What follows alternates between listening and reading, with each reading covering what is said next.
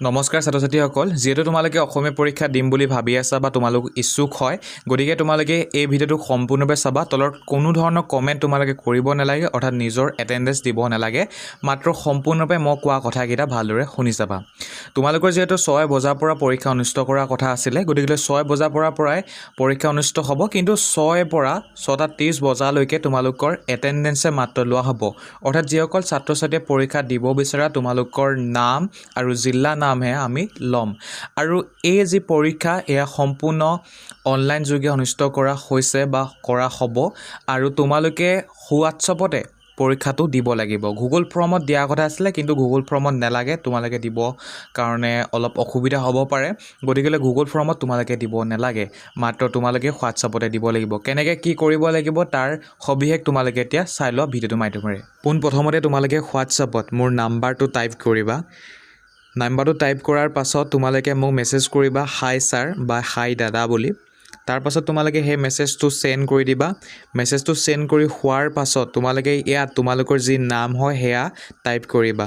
তোমালোকৰ যিটো নাম, উদাহৰণস্বৰূপে ধৰি লৈছোঁ নেম বুলি মই এনেকৈ লিখি লৈছোঁ। তাৰপাছত মোৰ নিজৰ নামটো দিছোঁ, জাষ্ট এক্সাম্পলৰ কাৰণে। তোমালোকৰ নিজৰ নামটো ইয়াত দিবা, যে তোমাৰ নামটো অংকুৰদীপ গগৈ হয় মোৰ নামটো, গতিকে মোৰ নামটো দিছোঁ। তোমালোকৰ নিজৰ নামটো ইয়াত দি দিবা। দিয়াৰ পাছত এইটো সেন্ড কৰি দিবা। সেন্ড কৰাৰ পাছত তোমালোকে কি কৰিবা, ইয়াত জিলা বুলি লিখিবা। জিলা লিখাৰ পাছত জিলাখনৰ নামটো তোমালোকে ইয়াত দিব পাৰা, নহ'লে ডিষ্ট্ৰিক্ট লিখি পিনি তোমালোকৰ ডিষ্ট্ৰিক্টখনৰ নামটো ইয়াত দি দিবা। ঠিক আছে, মোৰ শিৱসাগৰ ডিষ্ট্ৰিক্ট হয়, গতিকে মই ইয়াত শিৱসাগৰ বুলি দি দিছোঁ। তাৰপাছত এইটো সেন্ড কৰি দিছোঁ। গতিকে এয়া মই এই কাৰণে দিবলৈ কৈছোঁ, তোমালোকৰ এটেণ্ডেঞ্চটো পাবৰ কাৰণে। অৰ্থাৎ তোমালোকে যে এক্সামটো দিবা এয়া হৈছে তাৰ এটেণ্ডেঞ্চ। গতিকেলৈ তোমালোকে যিসকলে বৰ্তমানলৈকে নিজৰ এটেণ্ডেঞ্চটো দিয়া নাই, তোমালোকে লগালগ যোৱা হোৱাটছআপত দি লোৱা। আৰু এক্সামটো কেনেকৈ হ'ব বা কি কৰিব লাগিব তাক এতিয়া তোমালোকক বুজাম। এতিয়া এইখিনি কথা ভালদৰে তোমালোকে মন কৰিবা। এতিয়া পুনৰ এক্সামটো দিবৰ কাৰণে তোমালোকে নিজৰ যিটো হোৱাটছআপ আছে সেই হোৱাটছআপটো তোমালোকে অ'পেন কৰিবা।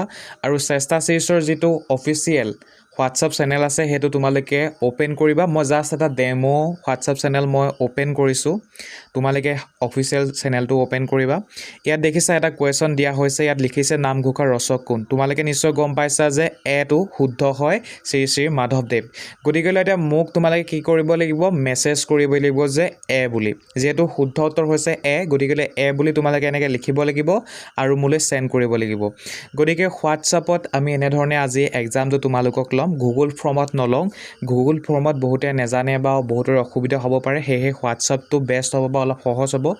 গতিকে আজি পৰীক্ষা এনেধৰণে অনুষ্ঠিত কৰা হ'ব। এতিয়া চোৱা 2 নম্বৰ কুৱেশ্যন আহিলে। গতিকে প্ৰশ্নটো তোমালোকে ভালদৰে পঢ়িবা, তাৰপাছত যিটো আনচাৰ শুদ্ধ বুলি ভাবিছা তোমালোকে সেয়া সেন্ড কৰিবা। আৰু এটা কথা মন কৰিবা, আনচাৰ যিটো শুদ্ধ বুলি তোমালোকে ভাবিছা এবাৰে সেন্ড কৰিবা, এডিটো নকৰিবা, লগতে ডিলিটো নকৰিবা। যদি ডিলিট বা এডিট কৰা সেই কুৱেশ্যনটো বা আনচাৰটো মাৰ্কছ ধৰা নহ'ব, 0 বুলিয়ে ধৰা হ'ব।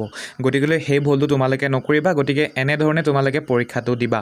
নিশ্চয় বুজি পালা বুলি আশা কৰিলোঁ। যদি বুজি পোৱা নাই হোৱাটছআপত মেছেজ কৰা।